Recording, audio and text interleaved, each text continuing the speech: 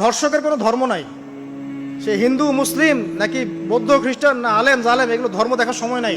আল্লাহ পাক বলেছেন তার রাসূলের মাধ্যমে ধর্ষণ হলেই প্রকাশ্যে মৃত্যুদণ্ড দিয়ে দিবে, যেই হোক সে যেই হোক না, ওর কোনো ধর্ম নাই। সে একজন আলেম দাড়িওয়ালা মানুষও যদি হয় তাকেও এই কাজ করতে হবে। তো চোরের কোনো ধর্ম আছে? ডাকাতের কোনো ধর্ম আছে? তো মিডিয়া আবার টেকনিক্যালি দেখবেন ওইটাকে হাইলাইট করবে বেশি, বিকজ এখানে একটা সুযোগ আছে ইসলামকে ডমিনেট করার জন্য। তবে এখানে একটা বিষয় ক্লিয়ার করতে হবে যে পাপ পাপী যেই করুক তাকেই শাস্তির আওতায় আনতে হবে। আল্লাহ পাক তৌফিক এনায়েত করুন বোঝার। এখন এমন একটা সময় চলছে বাচ্চারাও এগুলো থেকে নিরাপদ না। 5 বছরের মেয়ে, 7 বছরের মেয়ে, কয়দিন আগে দেখলাম যে 2 বছরের মেয়ে, নাউজুবিল্লাহ, তার সাথেও নাকি এরকম ঘটনা ঘটেছে, এবং উত্তরবঙ্গেরই ঘটনা এগুলা। আর এগুলো শহরের চেয়ে এখন গ্রামে বেশি হচ্ছে। কারণ কি জানেন, গ্রামে তো আগে মানুষ এই উন্মুক্ত পোশাক আশাক দেখতো না খুব বেশি। এখন যখন পর্ন চলে আসছে হাতে, বাসায় সব এগুলো দেখছে, তখন গ্রামে দেখবেন ধর্ষণ বাড়ছে না? এটা নিয়ে আমি আলাদা লেকচার দিয়েছি যে কতগুলো ধর্ষণ হয়েছে এই পর্যন্ত। এই বছরই লাস্ট এই বছরই দেখবেন রিপোর্টেড 1337টা রেপের ঘটনা ঘটেছে এই বাংলাদেশে। এটি অ্যালার্মিং বিষয়। আর আমেরিকাতে প্রতি 6 জনে একজন রেপ হয়, আর রেপের রাজধানী হচ্ছে সাউথ আফ্রিকা, ওখানে প্রতি 3 জনে একজন রেপ হয়।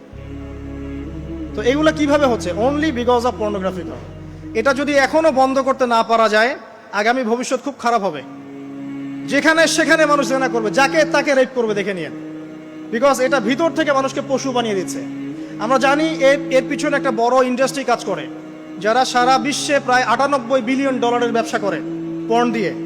শুধু আমেরিকায় ব্যবসা করে $12 বিলিয়ন সারা বিশ্বে। $12 বিলিয়ন বোঝেন? $1 বিলিয়ন কত কোটি বোঝেন? $100 কোটি।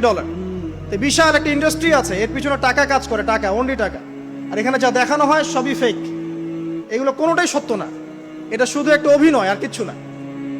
তো এটা দিয়ে পুরো স্পেশালি মুসলিম যুবকদের ভিতরে এমন একটা পশুত্ব ঢুকে দেওয়া হয়েছে যে জেনা, ধর্ষণ, বেহায়াপন এগুলো বাড়তেই আছে দিন দিন। এটা না কমানো গেলে এবং আইনের সুশাসন নিশ্চিত করা না গেলে ধর্ষণ কমবে না, জেনা কমবে না, ইফটিজিংও কমবে না, মেয়েদের অধিকার আর আদায় করা সম্ভব হবে না। এটা আমার মত। বাকিটা আপনারা ভেবে দেখেন।